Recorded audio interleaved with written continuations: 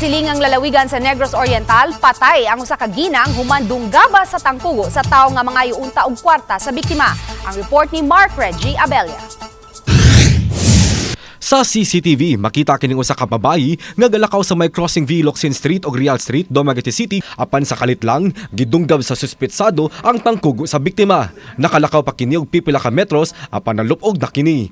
Gila ang biktima nga si Jeneline Ortega, minyo taga Barangay Calos, San Jose, Negros Oriental. Matud ni Police Lieutenant Colonel Ronuel Fongo, hepe sa Dumaguete City Police Station, nga nasikop nila ang suspetsado nga gilang si Michael Trinidad. Mitukma ang dagway sila nadakpan sa hulagway nga kuha sa CCTV. Yun yung nakatulong para ma-identify natin yung suspect.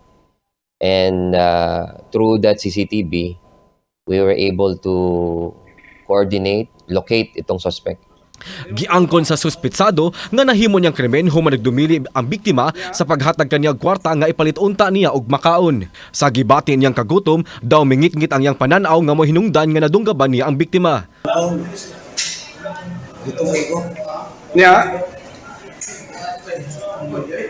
Matod sa kapulisan, ang suspetsado sa ka-parking attendant sa syudad ug dadakpan na kaniadto tungod sa pagsuyop og solvent ug pagpangawat ug pagpanunggab.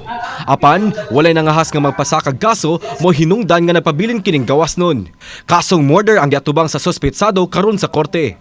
Kauban si Clans Gabutin, Mark Reggie Abella. GMA Regional TV Live.